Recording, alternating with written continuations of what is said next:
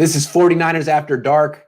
I had a show earlier today that was 49ers Coast to Coast. I don't know why I don't call this one that, because this is technically Coast to Coast as well. Jesse's in Tampa. I'm in Oakland, two of the nicest cities in the world, if you know about it. And we're going to be here for the next, I don't know, usually about 45 minutes talking Niners. We build this one as the Jimmy G hater episode. We're going to talk about Kyle Shanahan as well, and of course, the quarterbacks in the draft. But still, we got to start with Jimmy. Is he as bad as his haters think he is, Jesse? All right. So I think this is a great question because there is a group of 49er fans that still A, believe in Jimmy, and B, question every other 49er fan that doesn't believe in Jimmy as, are we really true fans for not believing in him? And so my thought is this. The 49ers, we do not have to drink the Kool-Aid during the offseason. As a fan, my job is to root for the product on the field when the season starts. However, during the offseason, just because I don't buy into everything that they do, it does not mean that I'm not a fan. So the way that I look at Jimmy is a three-prong approach. One, is he getting paid too much? And the answer is absolutely yes. If we do re-sign him or we do keep him, we cannot re-sign key pieces to this team. Yeah. Number two, is he injury prone? The answer is absolutely yes. And number three, is he as good as the guy that we signed in 2017? And I think unequivocally we can say that is a no. So in my opinion, us Jimmy G haters are on the right side of the fence here. And he is as bad as we think he is. Yeah. And the thing about Jimmy Garoppolo, I feel like a nice way that you can sidestep the whole is he good or is he not discussion and still write him off by saying it doesn't matter if he's good or if he's not. That's theoretical. For now, he's not even a quarterback. He's a dude who sits in a luxury box and take notes. That's what he does for a living. And that's just not good enough. So is he mobile? Is he not? Who cares? It's theoretical. Can he throw downfield or can he not? It's theoretical. He's not on the field enough. I keep name dropping Joe Montana because I'm so excited that I talked to him yesterday. But I would be too. He just simplified the whole thing in my mind. Like the way he put it was like, what do you think of Jimmy G? Like, I mean, he's fine, he's good, but he's not on the field enough. And that's the end of the story. We need a young quarterback who can stay on the field. That's what Kyle Shanahan needs. A young quarterback who can stay on the field. He's shown that he can go very far with the serviceable starting quarterback. That's the only one he's had is Jimmy. If he could have like another serviceable starting quarterback who didn't get hurt all the time, Niners would go pretty far. And if they had a really good quarterback, they could go very far. But yeah, so is he as bad as the haters think? I guess we'll never know. It's like the Tootsie Roll Pop. I don't know. Never know how many licks it takes to get to the center, Grant. Raymond Martinez said Jimmy was a really talented pocket passer prior to his injuries, but as the GOAT said, he's injured too often. Move on, draft a quarterback, Kyle. Maverick, who writes for me, had put a really good article together, really advocating for Teddy Bridgewater over Jimmy Garoppolo. He was saying, say what you want about Teddy and his injuries, but he actually scrambles quite well. Like he averages 7 yards a scramble. Jimmy Garoppolo's longest scramble of his career was 13 yards. And at the end of that run, he tore his ACL. So, yeah, I mean, he's a very limited quarterback. He's like Mac Jones without the deep ball and the ability to process information. It's not good. The thing is that Jimmy used to also be able to roll out and at least throw on the run. And he doesn't seem to have that capability anymore. No. He used to have like this improvisational ability. Now when things aren't there, he just freezes in the pocket. Maybe he'll spin once, maybe twice, sometimes 3 times. He does a heck of a pirouette. He's good. He's graceful. Can the 49ers make the playoffs with Jimmy Garoppolo on the roster? We take shots at Jimmy Garoppolo, but he has won a lot of games and he has been to the playoffs and won games there. So do you think in 2021 he can do that again? The Niners can do that with him? I think that there's a slim chance, yes. But there's not – the likelihood of that happening is no. And the reason for that is because, again, it goes back to number 2 reason why I think Jimmy is overrated and why he shouldn't be on the team, and that's because of what he gets paid.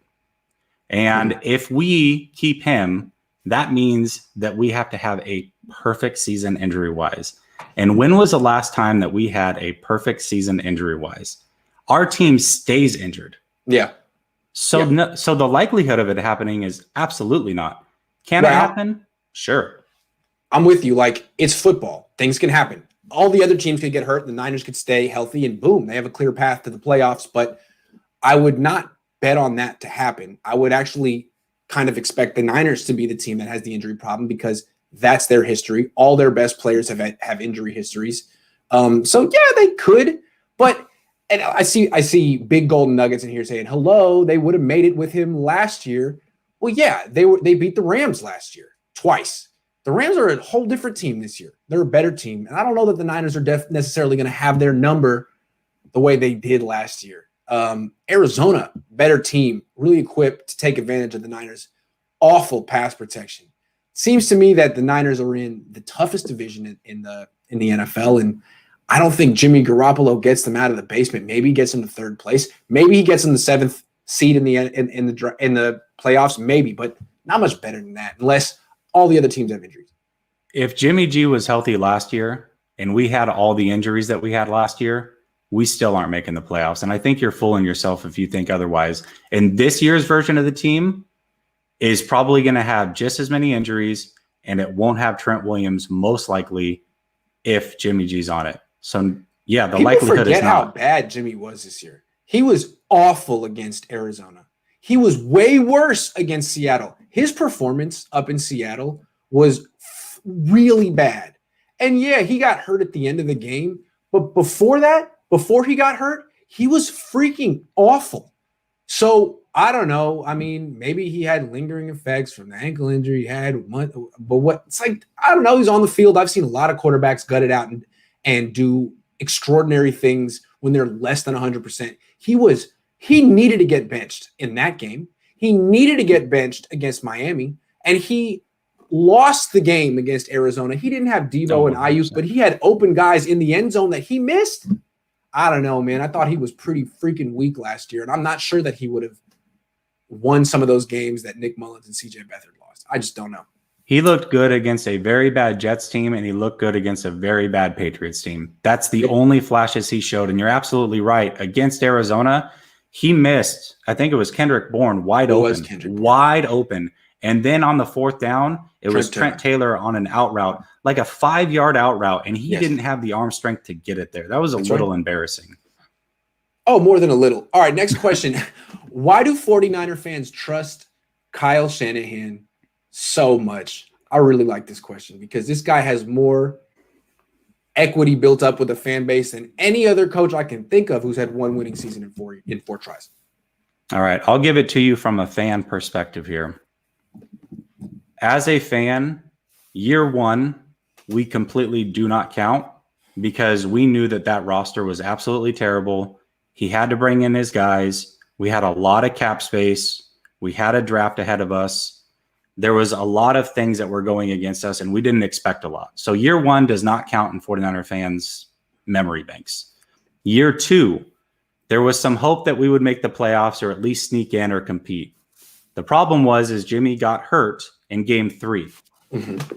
And so once that happened, all of our expectations went completely out the window, and he got a pass again for year 2. So it's like year 1 and year 2 really do not count on his resume. Mm-hmm. In year 3, he brought us to the Super Bowl. And that holds clout for at least another losing season, which was and then year 4, Nick Bosa got hurt, missed the whole season. Right. Jimmy Garoppolo missed most of the season. Same stuff. It almost doesn't count. As a fan base, there is nothing that any fan base likes more than to make excuses as to why that their team didn't win. And our excuses have been tenfold in doubling down on the injuries. And we've had them galore. And so our excuses come back to that. And so because of that, Shanahan continues to get a pass. Okay, that's a great point. Let me rebut it this way, though, because I think it's more than that. See, it seems to me that some coaches get more excuses than others. Some coaches don't get excuses. Jim Tomsula, you went 5-11. I don't want to hear it, dude. There's no hope for you. We don't trust you. No second chance. Goodbye. Chip Kelly, the same. Some coaches just don't get the benefit of the doubt, as they shouldn't. Some coaches do get the benefit of the doubt. And why is that? Well, I think Romish 10 knows. And look, it's rich coming from someone who is nepotism boy over here. All right. I'm sorry, but I'm just saying it takes one to know one. And if this dude's name was Kyle Johnson and he had no connection to anyone, to any tree, any person, if he was basically Kyle Sala, that kind of guy, self-made all the way, I don't know if you get those excuses. Like, let's see what Robert saw, how he does in New York. He could lose the first 2 years. Will he get the benefit of the doubt? Probably not. You know, if he had a famous dad, people would be like, well, I mean, his dad won 2 Super Bowls. Why don't we give the kid a chance? He's got good bloodlines. So I think, yes, you see things, you give him the benefit of the doubt, but maybe Todd Bowles wouldn't have got those excuses. You know what I'm saying? Other coaches with I think his dad plays a big part. Okay. I agree with that completely, actually. I think that's a great point. Let me ask you this, though. Does he deserve the chances that he gets? That's a loaded question. I mean, he didn't deserve the extension he got. That's ridiculous. But I don't think the Niners should have fired him by now. I think he's shown a lot. But the extension was the living end, and the unwavering belief that people have in him, the loyal legion of fans that he has is a little much. I mean, come on. He hasn't won. He's not a champion ever at any level. He's a clever coach, but he's got some stands. And that whole, it's like, dude, I let him do something first before I get a Shanaplan shirt or an only those are, I like my fans, but only Shans, come on, man. That's a little over the top. There is a serious love affair that people have with this guy. I'm telling you, it's 75% name brand. It's like wearing Gucci or something. Shanahan is not just a name, it's a brand. It's a championship brand from back in the day. It's like McDonald's. When you walk in that McDonald's, it may not be good, but you know what that Big Mac's going to taste like. And so that makes you comfortable. Right. You can predict, but you walk into the shack down the street, you know it's probably going to be better than McDonald's, but you've never been there before. And it's got some funny name. And if you have one bad experience there, that's it. It's out. So he's got the McDonald's allure. Yeah, the reason that I think this is a great question is because I was going through the comments of our show last week, and when we brought up, somebody actually brought up trading Shanahan, and I made the off the hook comment of, well, if we can get a second for him after a losing season next year, we do that in a heartbeat. And people were up in arms over the whole situation. I know, and it brought me to this, and it was like, well, is he really as good as we think he is, and why does he get the leash? Let's go back to year 2 for just a second, because I do want to point this out. If fans remember that correctly, because we have a very short memory and we only go back to Super Bowl season, but if we remember year 2 correctly, we got well handled by the Vikings. Week 2, we got gifted that win against the Lions with a pass interference call. And week 3, we were getting stomped out by the Chiefs. So really, we probably should have been 0-3 with Jimmy starting. We probably do not make the playoffs that year, even if Jimmy played all year. Yeah, agree.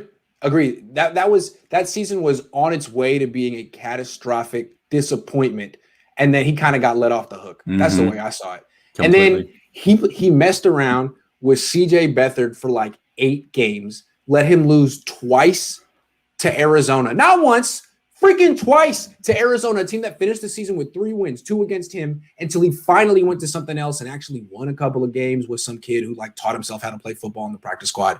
His name is Nick Mullins. What a legend. Anyway, that was not the most inspiring season, 2018. 2020 wasn't that great either. 2019 was amazing. 2017 was amazing to go from 1-10 to 6-10. That was pretty cool. He's got to show something this year, because I have no questions that he's a terrific offensive coordinator. But how many offensive coordinators have failed as head coaches? A lot. And we've seen it over and over again. Adam Gase is the most recent example. Kyle, show that that's not you, because really you would have got fired by now if it wasn't for your last name. You might have got fired after year 2. One last thing is, I think that that's a very good point, and it's possible that Jed York is worried letting him go because he knows that Shanahan will land on his feet.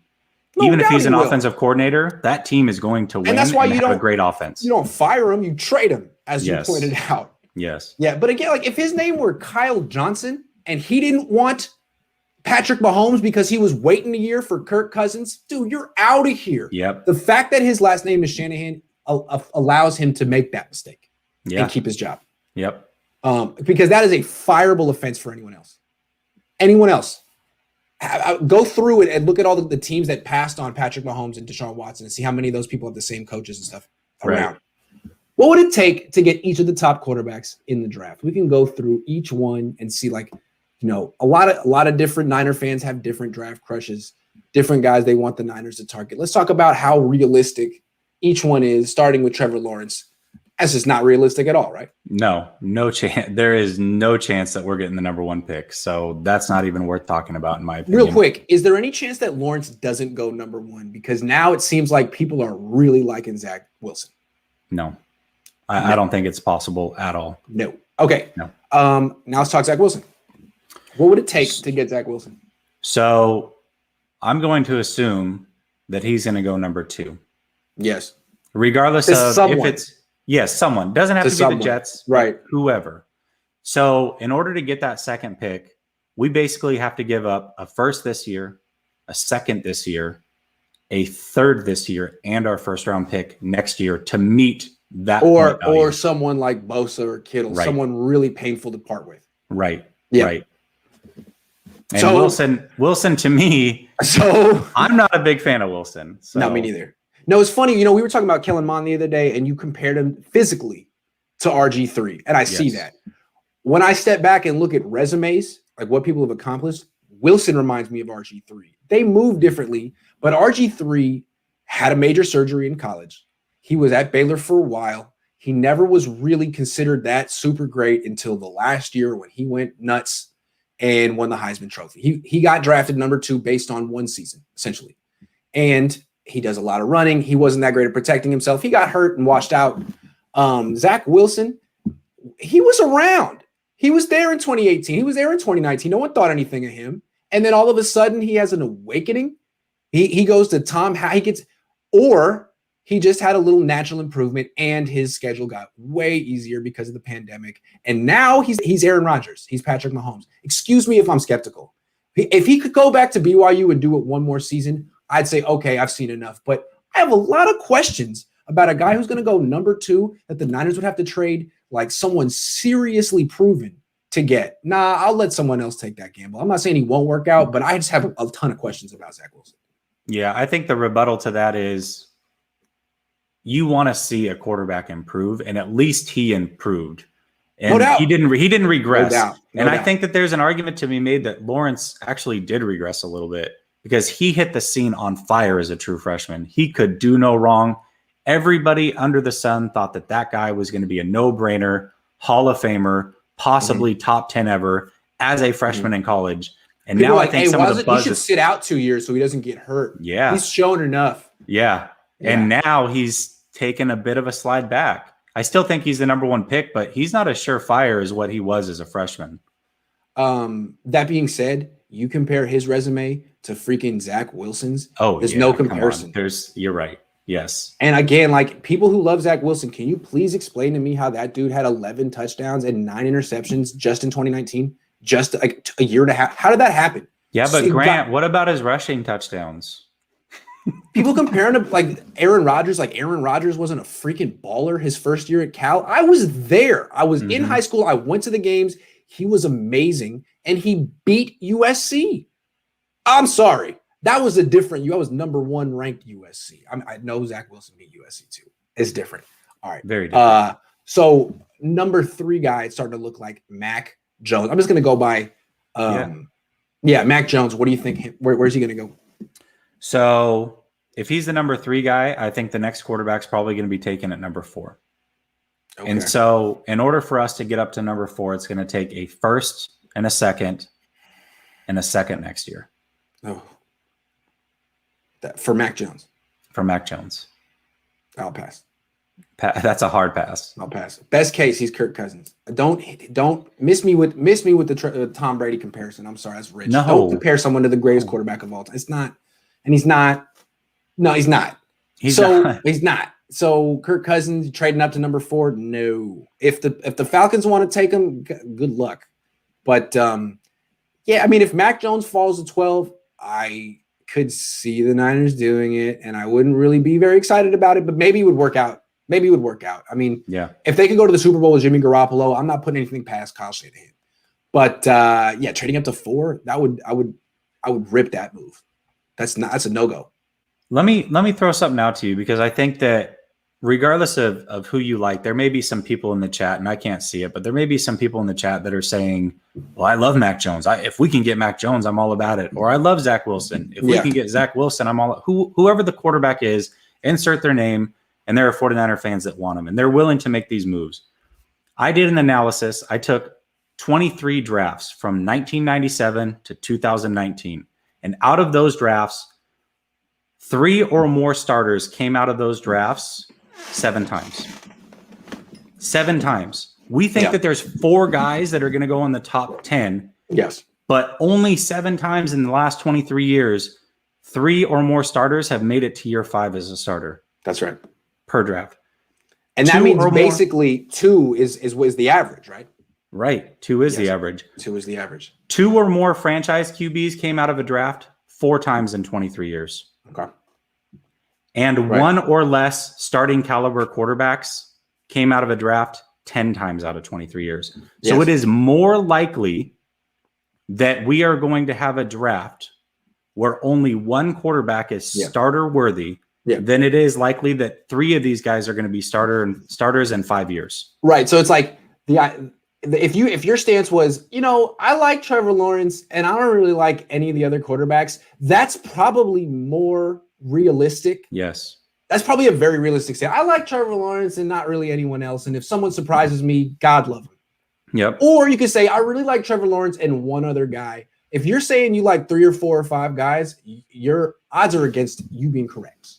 Oh, big time they're against you. And it's not just that a few of these guys are going to like underwhelm. Like they're going to be flat out freaking busts, like glorious busts. Yeah. Guys who get coaches fired, who get front office people fired. So 100%.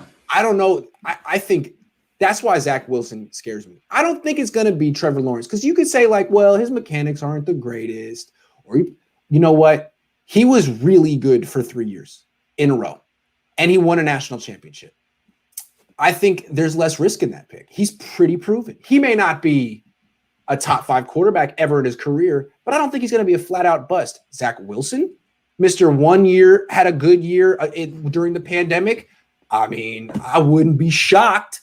Wouldn't be freaking shit. Wouldn't be the first BYU quarterback. Mac Jones, Mr. looks exactly like CJ Beathard, but had a great season at Alabama. I mean, would you be shocked in a couple of years if they're like, hey, Mac Jones didn't work out? Oh, wow, the next Alabama quarterback who looked better in college than the NFL.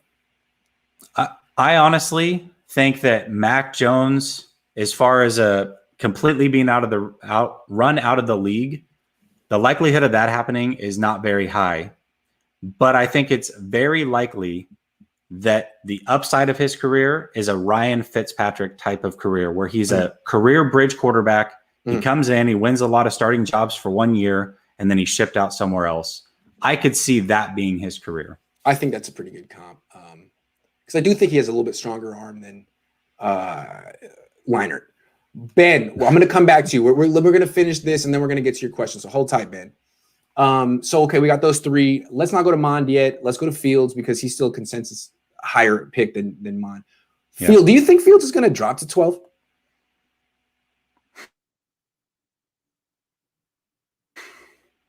So I think he has too much upside, and he came from too big of a school. And Washington isn't there, so they're not going to be afraid to take him. So do you think that Carolina might take him at 8? Yeah, I could see that. Carolina at 8. I mean, they had Cam Newton for all those years. This guy's very similar to Cam Newton. In fact, I got to say that's my comp, even though Cam was better. Yeah. Okay, so the Niners would have to move up to 8. That would cost them what? A second? First and a third point value wise, but realistically, if it's a quarterback on the line, there's a chance we give up a first and a second to make it happen. Meaning 12 and 43? Yeah. 12 and 43. I think it would probably be 12 and 43 to move up for Justin Fields, who, in my opinion, is not a great fit for what Kyle Shanahan wants to do. He's like a young Cam Newton in the sense that you want to give him like a 7-step drop. He can let guys run down the field and throw deep passes because he's not precise. He doesn't make quick reads. He's just not a very polished quarterback, but he does physically difficult things. He throws downfield, he runs, he can protect himself. That's how Carolina structured their offense with Cam for years. They didn't ask him to be like a super precise, like, they didn't ask him to be Drew Brees. No. They were just like, dude, drop back, throw deep, and if it ain't there, run. I think Justin Fields could do that offense. I just know Kyle Shanahan doesn't want to structure his offense that way. Yeah. Shanahan does not want to structure his offense that way. I don't think he'll be as much of a disaster to San Francisco and Shanahan as Lance would be. I think that's, out of all the quarterbacks, he may have the most upside, but he is the biggest absolute disaster pairing with Shanahan out of all of these quarterbacks, in my opinion. Well, do you think he'll be there at 12? I do. I think he will be. I actually think that he may slip all the way to, I don't think he gets past 19 if Washington's there. I do not think he makes it past that, but I could see him there at 12 for sure. What do you not like about Trey Lance? Everything that has to do with passing. I mean, he actually, Jack was on my show and he made a perfect comp because I said that he reminded me more of Cam than Fields did just because he's more willing to run over people in the open field. Mm-hmm. But he made a great comp, and that's Tim Tebow. I thought that was a great comp because he has a little bit of a hitch in his throw. Great college quarterback. Runs, very mobile, will run people over.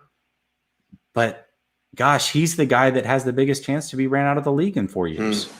See, the more I think about it, the more I feel like Fields has the chance to be the guy. And what Sim said about the arm mechanics, how the arm is floppy, how he's not a good short thrower, that scares me. That, to me, is a guy who's going to have a very low completion percentage in the NFL because he's going to be limited to intermediate and deep. With Lance, what Sim said, and I see it to a degree, he's a better short thrower. He seems to be more accurate, and I think the numbers bear that out on the quick stuff on the inside 10 yards, which doesn't sound that exciting. But if you can't throw that, if you're Justin Fields and you're erratic on the short stuff, that's a problem. That's what Dwayne Haskins is. That's what Cardale Jones is. That's why a lot of the Ohio State quarterbacks flat out wash out of the league. Trey Lance is a project, and he's going to take years because he doesn't have the reps. But if Sims is correct that his mechanics are a little bit better and he might have a little bit more of a controlled, tighter stroke, he's got a chance. But I wouldn't take him in round 1. My God. No, he's a project. But the throwing mechanic thing is interesting, and I hadn't looked at it that closely. And Chris Sims is a quarterback. If that's the case, if he does have a tighter motion, a more repeatable motion, he's got a chance. But it's going to take years. Yeah, it's going to take years. And Lance is a true one-read quarterback. Oh, yes. No question. I mean, yes. There is just nothing. Yep, absolutely. Final, 2 more guys. Mond and Trask. Start with Mond. Where do you think he's going to end up going? Now that Sims is talking about him, he said he thinks he's going to be a first-round pick. I think he's a better prospect than Jordan Love was. Where do you think he's going to go? I don't disagree with that. I still stand by my thing that Trask is more likely to go round 1 just because I think that Pittsburgh's looking for a replacement for Ben. This is clearly his last year. They just restructured to keep him. Yeah. So I think that's an option. And I also think Atlanta, being as early as they are in round 2, being able to trade up at the end of round 1 to get that 5th-year option, a la Baltimore with Lamar Jackson, I could see that happening as well, just because he's a perfect replacement for both Ben and Matt Ryan. So I think that Trask actually might go round 1 more than I think Mond will. Whether you think Mond's a better quarterback or prospect, I know that you're on the Mond train. I'm obviously on the Trask train. I like them both. I really like Trask. I like Trask better than Mac Jones, and to me, it's clear. And I don't understand why no one sees that. It's strange to me. No one talks about Trask at all. It's so strange. I think, to me, I'm not sure where he's going to go, but I think the Niners might be able to get Trask with the 43rd pick. Guy's got no buzz. No one talks about him. There's a lot of time left. But until someone says something about him, I'm thinking the Niners can get him at 43. Mond, on the other hand, I'm not sure because he had a great Senior Bowl that helps. Now he has Sims talking him up, And when you compare him quarterback to quarterback, I mean, you put him head to head against Mac Jones, who's getting top 10. I mean, he's got a better arm than Mac Jones. He's more athletic than Mac Jones. He's got more starts under his belt than Mac Jones. Yeah. I think it's possible that he won't fall any further than, say, New Orleans at 28. I mean, they throw a lot of short passes and slants as well, and he's money on those short passes. He's got a real quick release. I mean, you heard what Chris Sims said about that. So I think to get him, the Niners could trade down or they could trade up, but they'll have to maneuver a little bit. I don't know if he'll just fall to them at 43 the way they might have anticipated he would. I think trading down is more likely. I don't think we want to give assets up. If we can gain assets and get them, that's the way to do it. Giving assets to move back up, I think, is the wrong way to go about it. That's smart. Trade down from 12 to whatever and get an offensive lineman and a quarterback, or a corner and a quarterback, something like that. Let's say the field is falling exactly like I said, where Lance is there. Washington's really the only other team that absolutely needs a quarterback for this year. Trade up in front of Washington and get the guy that you like, whether it's Lance, Mon, Trask, whoever. Yeah. And then that way you can get your guy, ensure that you have him, and then you pick up some assets by doing it. Yeah. Okay. Ben Meyerson has a suggestion for the ideal offseason. Sign Verrett, David Andrews, Ngakoue, Darby. Trade up for Sewell. Draft cornerback round 2, wide receiver round 3. Post Jude 1 trade for Watson and trade Armstead. Is it possible? Can it be done? I don't know how we trade up for Sewell without giving that round 2 pickup. That's my only issue with that. Yeah, you'd have to trade up pretty far to get up to pick 5 for Sewell, and that would take a lot. I'm sure Ben Meyerson's thought it through because he knows what he's doing. But Ben, you're going to have to come on the Cohn phone and explain that one on Saturday because I love Verrett. I love Andrews. I love Ngakoue. Darby's good. I mean, Sewell's fantastic. You got to have to lay out the whole thing, how it works. And getting rid of Armstead is like Christmas morning. Can that all be so simple? Maybe. I like it. Yeah. I'm impressed, Ben. I like the homework. Let's talk about it on Saturday and see what else you got up your sleeve. There was one more. Hold on. If that happened, by the way, I'd be happy. I think that's a great offseason plan. I just don't know how we just talked about trading up to get the quarterback. So whether it's a quarterback, an offensive lineman, corner, whatever you want, in order to get up there, you're going to have to give up that second rounder.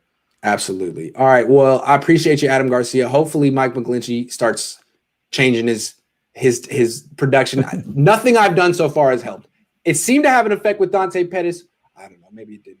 Did you say Mike McFlinchy? Mike McFlinchy. I like that. Okay. Is Kyle Shanahan willing to draft a quarterback in round 1? All these people are saying who's his type? Is he a Mac Jones kind of guy, or is he a Justin Fields kind of guy?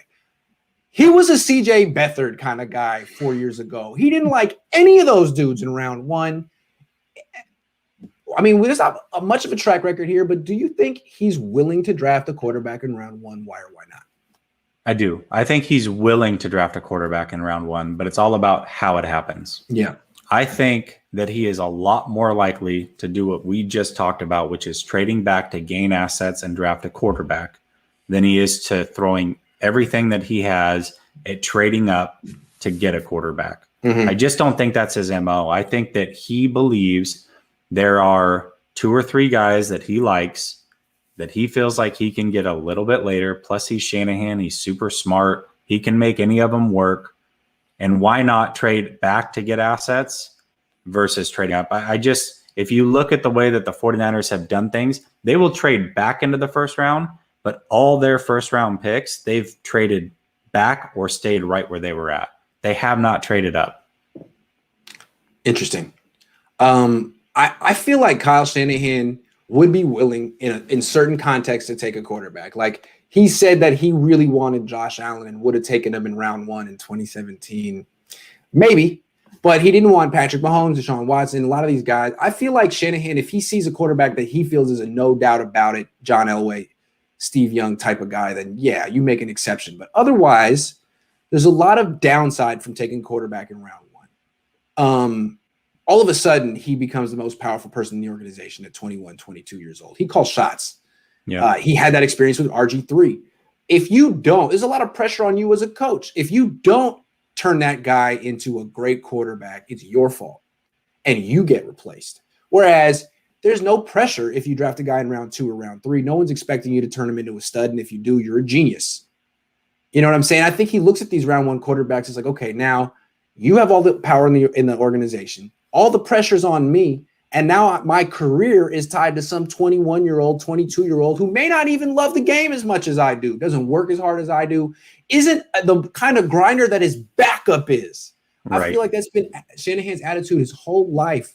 And I feel maybe he doesn't consciously think it, but he's going to find reasons not to draft a quarterback in round 1. That's just my gut feeling. And I can't justify it. I can't prove What did you just say about Josh Allen? Repeat that to me real quick. He said he was going to draft Josh Allen in round 1 of the 2017 draft, but he didn't get the opportunity to. If he fell to him, he would draft him. If he fell to him, sure. Okay. Yeah. So again, his MO was not to trade up. I do not believe he's going to trade up for any of these guys. If he loves somebody. That's what Washington did for RG3. That's true. That's true. Yeah. But they were forced to. That was ownership. Yeah. That was what he didn't want to do. And he convinced him to let him take Kirk Cousins as well. Yeah. So I guess if Jed York forces him to, sure, I could see it happening, but I don't believe that York will do that. Yeah. And even then, when they did take RG3, you're right. They took Kirk Cousins. Why? Because Kirk Cousins was a guy that they wanted. He was a Shanahan type guy. Yes.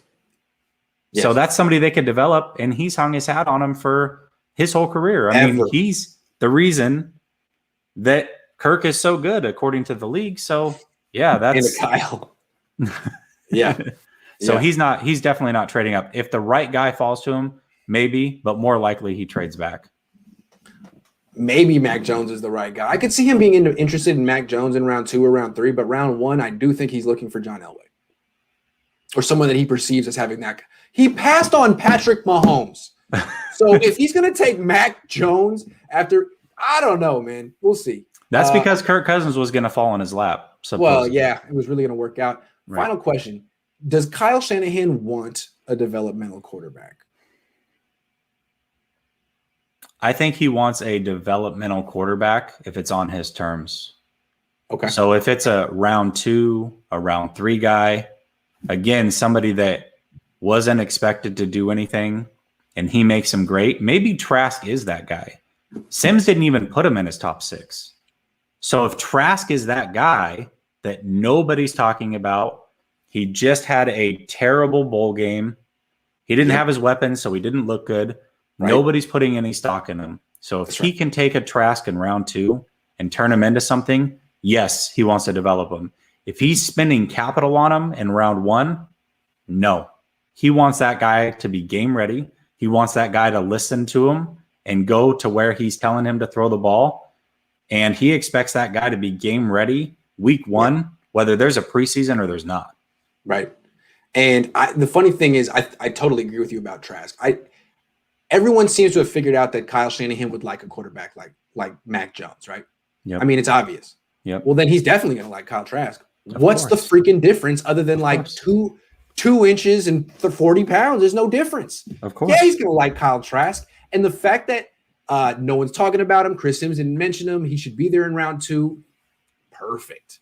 No pressure. If Kyle turns him into a stud, he's a genius. And the best part about it is, to me, I don't even consider Kyle Trask a developmental quarterback. He's good. He's going to be what he is. Yep. He can use a little more experience, but it's not like you got to teach him throwing mechanics or how to get through his reads. I mean, that's the kind of development that I don't think Kyle has any patience for or any aptitude for. You know what? Maybe you can't teach a quarterback how to get through his reads. I mean, maybe that's kind of like a physical thing too that's going on in your brain. Yeah. I just don't know. Yeah. Let me throw this out about Trask real quick because I looked this up and this was a tweet I threw out. Trask's 3rd career start was against number 14 Auburn. His 4th career start was against number 1 LSU, and his 6th career start was against number 4 Georgia. Here was his numbers in those 3 games. 61% passing, 267 yards per game, 7 touchdowns, and 1 interception. Yep. That's not bad. Not bad for a day 2 guy. Here's the thing. A couple of months ago when I was really watching a lot of Kyle Trask, I watched his game against LSU from 2019. And that was, you said, his 4th career start. I haven't done a breakdown yet. Maybe we should do it. Dude, he was really good. And he lost, but it's interesting. That was the great LSU team, 2019 LSU. The great team. He lost, but he competed. You know who else played that team in 2019? Mond. Trevor Lawrence. Oh, Mond got his ass kicked. Everyone got their ass kicked. Yeah. Trevor Lawrence played that team. You compare Trask's numbers against that defense in 2019 to Trevor Lawrence's. Trask did way better. Yeah, he did. Way better. Yeah, he did. I was like, wow, so this guy's serious, man. This guy's really good. No one talks about him. Maybe you and I should do a little Kyle Trask 2019 breakdown later on, because all these guys are doing these evaluations only on 2020. And if you only look at 2020, then Zach Wilson is Jesus Christ. Yeah. You know what? I think you should probably look at the whole picture. And that's part of it for Kyle Trask. He really competed with LSU in his 4th career start, much more than Trevor Lawrence did in whatever bowl game that was. You just said Zach Wilson had 11 touchdown passes and 9 interceptions. And okay, so was that his 2nd year starting? Yes. This was Trask's 4th start. This was his 3rd, 4th, 6th starts against top-tier teams without a running game, without a good offensive line, and those weapons that he had that everybody was enamored with this year, they were all young. Nobody knew who Kyle Pitts was last year against LSU. I'm sorry. He was tearing it up with Van Jefferson, who ended up going 2nd round to the Rams and being a big disappointment. Yes. Why did he get in the 2nd round? Because of Kyle Trask. Yeah. Because of Kyle freaking Trask. Yeah. Kyle Trask might be really – here's the thing. The dude that I really trust is – I had him on the show once. I retweet him every day. He's Forever NYT. He's just steadfast that Kyle Trask is the truth, the best, and right there with Trevor Lawrence. And I keep like waffling on who I compare him to. The guy is he is Ben Roethlisberger. He's Ben Roethlisberger. That's who he is. And people have like ever since I was a kid, every couple of years, it's like, hey, this guy is Ben 2.0, and there's never been a Ben 2.0. Ben is really big. People don't understand how big. He's not just 6'5", but he's 250. He's huge, and that's an asset for a guy who doesn't move to. It allows him to basically extend plays from the pocket. Kyle Trask is that big. I don't know if he has quite the arm strength that Big Ben has, but he doesn't. And he may not have the Hall of Fame career that Big Ben's going to have. Right, has had, but hell of a player. I will say this: from 20 to 45 yards, nobody throws a better, more accurate, consistent pass than Kyle Trask does in this whole draft. It's interesting because you're always thinking 0 to 10, 10 to 20, and then 60. Like, what about 20 to 45? Yeah. Can I make a point real quick? I went back and I actually looked at deep ball passes because that's what people are worried about with a strong arm quarterback. We got to have a strong arm quarterback so he can make those deep passes. Do you realize that guys that lead the league in deep passes over 50 yards, air yards, they're usually only completing 8 to 10 of those a year. And that's the league leader. Those passes do not matter. That is not going to make your career. Your career is living between that 20 and the 45 yard mark. And that's exactly where he makes his living. That's right. Everyone thinks about it because Jimmy Garoppolo missed that pass in the Super Bowl. If only he had hit that. If only we have a quarterback who hit that one pass. Right. It's a low percentage throw anyway. Yep. And if they had hit that throw, they would have lost the Super Bowl anyway because they would have gave the ball back to Mahomes with like 140 left. But that's another discussion. We lost the Super Bowl on the previous 2 drives where he didn't hit Kittle over the middle. That's where we actually lost. That's true. Super Bowl. On 3rd down, the one where he went to Tevin Coleman, who was covered for like 2 yards instead of Kittle wide open. David says if they land either Mond or Trask, will they keep Jimmy G or start another free agent veteran, or would either start as a rookie? Start him. I mean, if they're not ready, you can start a guy, but Jimmy has to go. He's too expensive to be the bridge. Maverick had a cool plan that he said you could trade Jimmy for whatever and then send that pick to Carolina for Teddy. Because what is Teddy's value? Nothing. Like basically Jimmy's value. It's just that Carolina doesn't want Jimmy. So send Carolina somewhere that he's wanted. Take the 6th or the 5th and send that to Carolina and take Teddy, who's the same, plus a little mobility for cheaper. And then whenever the rookie's ready, if you're ready week 1, start him week 1. Start the future. Let's get going. Yeah. Enough. Well, your whole point is that we're not going to be really competing until 2022. So I agree with you making that statement. For me, I would say get a bridge quarterback that you can trust, that you think can help you win this year. Not Jimmy. He's too expensive. Allows you to re-sign everybody else and start the guy that gives you the best chance to win. And then going forward, obviously, year 2, you start that rookie no matter what. The problem is that it's still a situation where there may be no mini camps. There may be no OTA. It may be just like last year. And now it's tough to get a rookie up to speed to start week 1. It's tough to get a veteran up to speed to start week 1 who doesn't know your offense. That could be another reason that they keep Jimmy Garoppolo around, because he knows the scheme. And it's a tough – because the NFLPA and the veterans are pushing very hard for another year of this, because it puts the young guys who are cheap and put them out of business at a disadvantage, period. Or they're very concerned about the pandemic. One or the other. I'm cynical about it. I feel like the vets are always pushing policy in the NFLPA that doesn't help the young guys. And this is another one. How do you develop young guys without minicamp? I mean, it's not like baseball where it's like, hey, go to AA, go to single A, get your reps. There's no reps. It's too bad. It is too bad. It really is too bad. Yeah.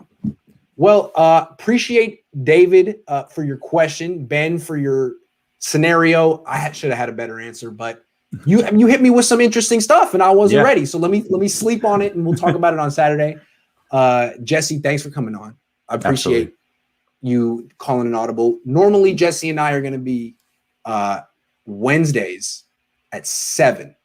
But today we did it a little earlier. We had to call the audible. But Jesse's going to be doing another show on his channel right after this. I would suggest you tune in. Yeah.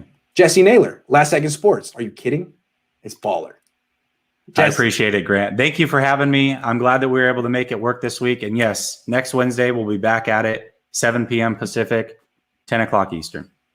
Real quick, Raymond Martinez, appreciate you, said Joe Montana also recently spoke and said he did not understand how LaFleur took A-Rod off the field, the MVP. Can the Niners get Rodgers? No, probably not. But can the Niners get Joe Montana back? I love this guy. He's the best football analyst around. He doesn't care at all. He's reached this point in his life where he's like, man, I don't care. I'm Joe Montana. I'm saying it. I love that. Can I ask you Steve a quick Young question? Cares. Yes, go ahead. Let me ask you a quick question. I know that you just talked to him, and I don't know if he said this in the interview or if he alluded to this.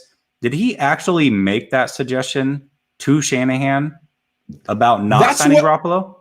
Well, hold on. Let me go back and read the exact quote, because the way I heard it, it was like amazing. I believe he did say that. So let me read the quote. Okay. Okay. All right. Jimmy's cap number is pretty big. I think that's where they made their first mistake, really, was to pay so much money for someone who hasn't played a lot. What did he play in? 5 games? I tried to get them to look at the success rate of quarterbacks who left from behind great quarterbacks. It's 0. I tried to get them to look. It seemed to me that when they were in the decision-making process of, do we give this guy the big Mondo contract after this 5-game winning streak, he was consulted, or he sent him a letter or a text to Jed and was like, dude, don't do it for these reasons. And they were like, Joe, thanks for the Super Bowls, kick rocks. And now he's getting his last laugh. Like, you thought I was wrong? You thought Kyle Shanahan and John Lynch knew more about football and quarterbacks than me? Okay, well, now you learned.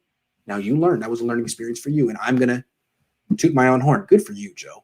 Just another check mark as to why Lynch is probably going to be gone at the end of this season, because that wasn't a Shanahan decision. He wanted Kirk Cousins. Oh, and it wasn't a Joe Montana decision. He said, don't do it. Oh, John. Uh-oh. They're singling you out, John. The buzzards are circling, John. Jesse, thanks a lot, man. Absolutely. Have a good night. Good night, everyone.